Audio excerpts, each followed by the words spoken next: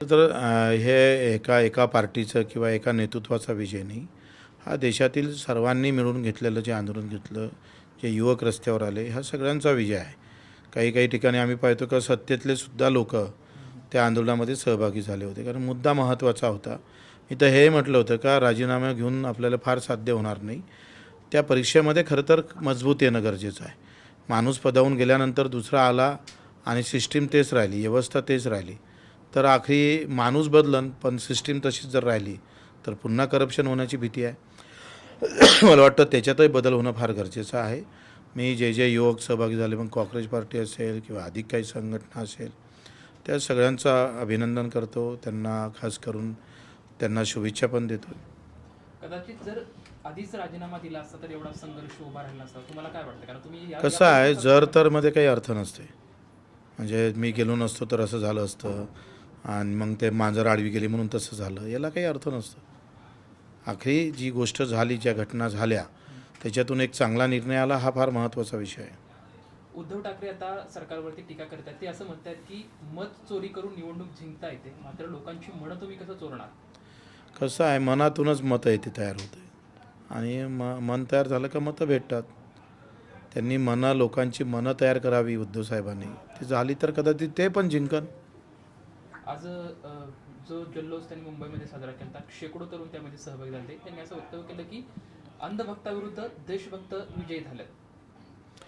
मला असं वाटतं का हे बरोबर आहे का आंदोलनातूनच हा देश उभा राहिलेला आहे आणि सत्तेत आहे आणि सत्तेच्या बाजून राहिले म्हणजे ते सगळे अंधभक्त आहे. म्हणजे पुन्हा BJP स्टाईल आपण येतो आहे का आमच्यासोबत असणारे आम्ही देशभक्त आहोत आणि विरोधक सगळे देशद्रोही आहे, अशा अँगलनं न जाता आखरी याला भेटलेलं यश हे फार मोठं आहे. त्याला राजकारणाकडे न नेता त्याला सकारात्मक जर नेता आलं असतं किंवा त्याला अधिक सकारात्मक दृष्टिकोनातून बोलता आलं असतं तर त्याचा अधिक चांगला फायदा झाला असता. कारण लोकांनी ज्या आंदोलनात सहभागी झाले ते कोणी पार्टी म्हणून झालेलं नाही. ते काही दुरस्त्या त्याच्यात होणं गरजेचं आहे. एका चांगल्या भावनेतून आणि सकारात्मक भावनेतून लोक त्या आंदोलनात सहभागी झाले होते. त्याला राजकीय वळण देत असेल तर ते चुकीचं ठरेल.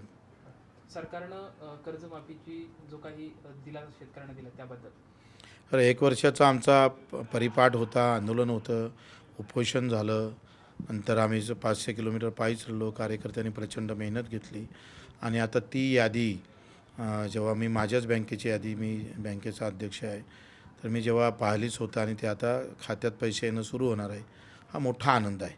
हे आंदोलन काय होऊ शकतं त्याचा एक मोठा आम्ही पाहतो की हा यशोगाथा किंवा त्याचा एक चांगला अनुभव का आंदोलनातून सरकार नमू शकतं आणि त्या पद्धतीनं एक निर्णय घेऊ शकतं. ते या कर्जमाफीच्या आंदोलनातून आम्हाला मोठ्या प्रकारचा अनुभव आम्हाला पाहायला भेटला आणि मला अतिशय आनंद आहे का बऱ्याच लोकांनी टीका केल्या होत्या का बच्चू कडू गेले आणि वापस आले, पण आता ते बच्चू कडू गेले नाही तर डायरेक्ट खात्यात पैसे घेऊन आले. हे खरं तर लक्षात घेतलं पाहिजे आणि हा आंदोलनाचा मोठा यश आहे. मी फडणवीस साहेब असेल, एकनाथजी शिंदे असेल, सुनेत्राताई पवार असेल, या तिघांचाही आभार मानतो, त्यांना धन्यवाद देतो आणि आमच्या आंदोलनात जे सहभागी झाले होते त्यांचं सगळ्यांचं, मग राजू शेट्टी असेल, वामनराव असेल, नवलेजी असेल किंवा जे काही अधिक आमचे महादेवराव जानकर असेल, त्या सगळ्यांचा आभार मानतो. बरं, खरं तर आता कर्जमाफी झाली. कर्जमाफी ही शाश्वत नाही, कारण की आता जरी शेतकऱ्यांना कर्जमाफी दिली तरी तो शाश्वत उपाय नाही.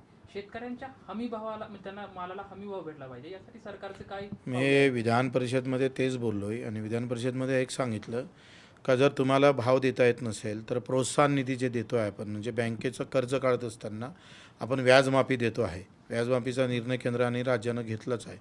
तर माझं म्हणणं आहे ती सातत्यानं 3 वर्ष जर एखादा कर्जदार पोटाले चिमटा घेऊन जर कर्ज भरत असेल तर त्याला प्रोत्साहन निधी किमान 50-60 हजार रुपये 3-3 वर्षातून एकदा तरी दिली पाहिजे, जेणेकरून तो बँकेत कायम राहील, बँकेच्या बाहेर जाणार नाही. हा निर्णय घ्यावा, नाहीतर हमी भाव द्यावा.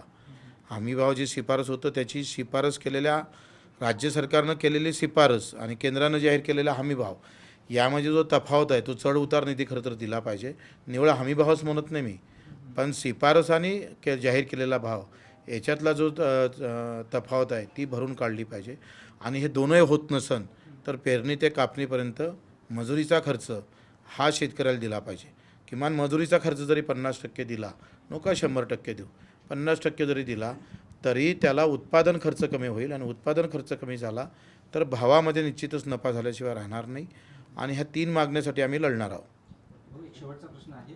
काल नुकतीच एक घटना घडलेली आहे मेळघाटच्या टिटंबामध्ये.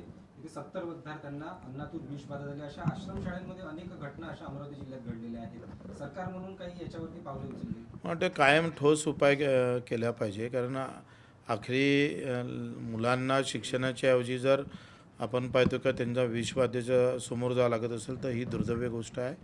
त्या संबंधित मंत्र्यांनी याच्यावर व्यवस्थित नियंत्रण कसं ठेवता येईल आणि त्याच्यामध्ये कायद्याची दुरुस्ती करायची भाग पडलं तर ते करावं आणि त्यात मग तिथला मुख्याध्यापक आहे, तिथला अधीक्षक आहे, ह्या सगळ्यांना जबाबदार धरून त्यांच्यावर कुठेतरी कारवाई होणं गरजेचं आहे. हा शेवटचा प्रश्न आहे. संजय राऊत म्हणतात की देवेंद्र फडणवीसांनी आता शिक्षण मंत्री व्हावं झालं पाहिजे असं ते वक्तव्य करतात आणि तुम्ही सुद्धा एकदा भाकीत केलेलं होतं की एकनाथ भाऊ पुन्हा एकदा मुख्यमंत्री झाले पाहिजे. वाटल्यास देवाभाऊ केंद्रामध्ये गेले तरी त्यांना केंद्रामध्ये जाण्यास हरकत नाही. आता संजय राऊतजीनं काय कुठल्या अँगलनं म्हटलं मला माहीत नाही. त्यांचा नेमका काय कोणाकडे रोख आहे आणि त्यांच्या मनात नेमकं काय आहे, कारण आता मोठं वक्तव्य आहे, म्हणजे त्याचं संशोधन करून उत्तर देऊ आम्ही व्यवस्थित. पण संजय राऊत असं म्हणतात की अमित शहांना पंतप्रधान व्हायचंय, त्यासाठी त्यांचे हे सर्व प्रयत्न सुरू आहेत. जे बॅकफूटवरती आता आंदोलन गेले ना त्यामध्ये अमित शहांना पंतप्रधान होते, त्यामुळे अमित शहांचीच ही खेळी आहे. मला वाटते रोज एक न्यूज तुम्ही दाखवली पाहिजे संजय भाऊची भविष्यवाणी म्हणून आणि त्यांना एक ज्योतिषाचा किताब दिला पाहिजे.